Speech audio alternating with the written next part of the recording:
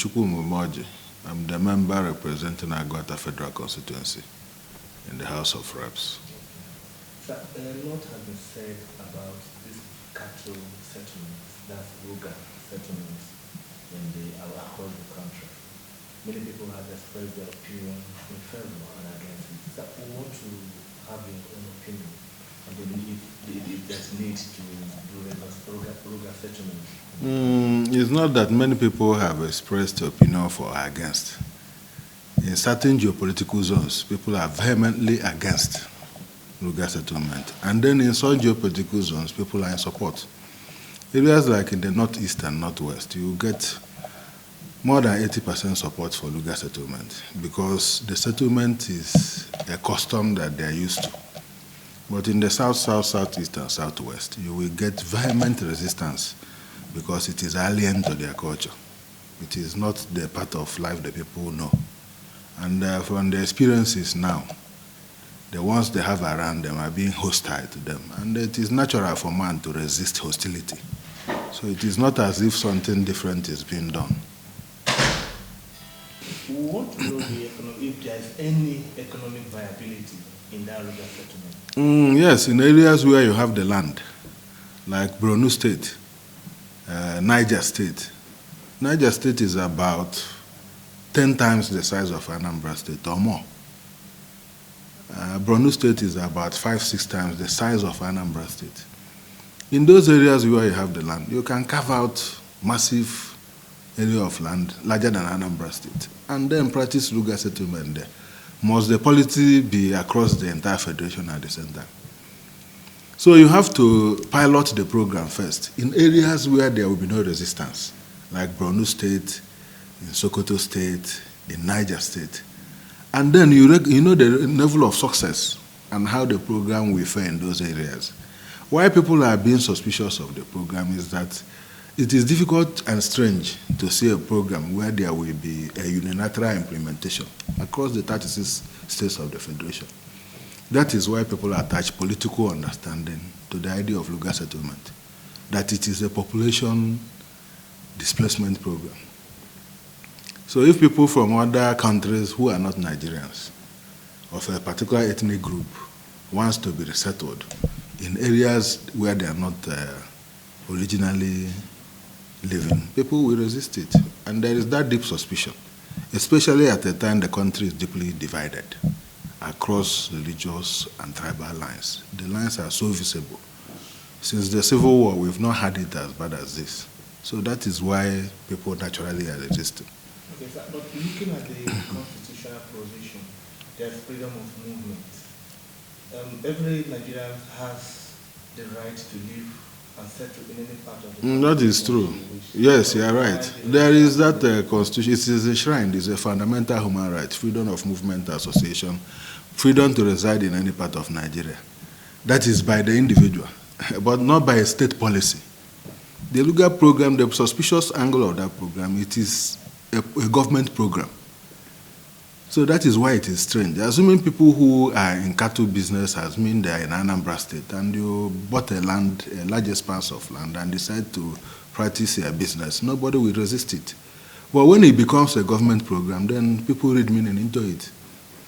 So constitutionally, there are people from the north who are in the south doing their cattle business. Nobody is disturbing them. I have a friend in Amansi who I call Prof.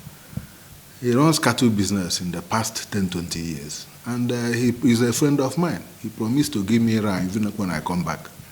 So, but nobody is disturbing him because he's doing his business. The way other people from various tribes are doing their business in Nigeria. We have our Weibo brothers in Kano who are doing motor papers. The government, it's not the government that procure land and shores for them. So it is strange for a government to outrightly use government machinery to establish a particular business. Okay, sir, let's look at the letter former President Olusegun Obasanjo openly wrote to President Muhammad Buhari. We want to know, he raised salient issues concerning the security of this country. What would be your reaction? First of all, my opinion about Obasanjo as a former student union leader, I look at him as a former military head of state. So I'm not a fan of General Obasanjo, but that does not remove the fact that he is the greatest Nigerian living. There is no policy in this nation that is progressive that does not have his signature.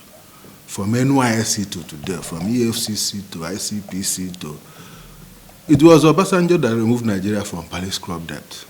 It has never happened before. So, but I have I don't like him because he's not a Democrat, as far as I know. But in terms of saying the truth, I think you give it to Obasanjo.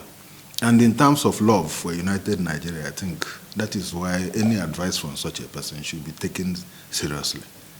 And I think he said the truth. The country is at a tipping point.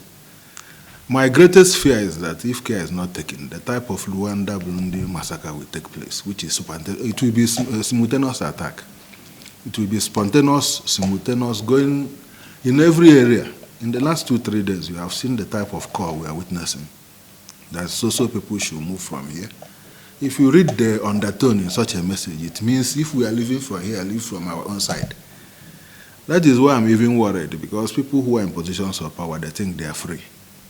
If there is anarchy, even the man guiding you will take position against you and your life will be at risk. That is why it is very important for us as leaders to take the situation serious.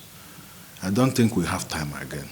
If you read it across what the former elder statesman, former governor of Kano State said, Aminu Kano, read his own press release.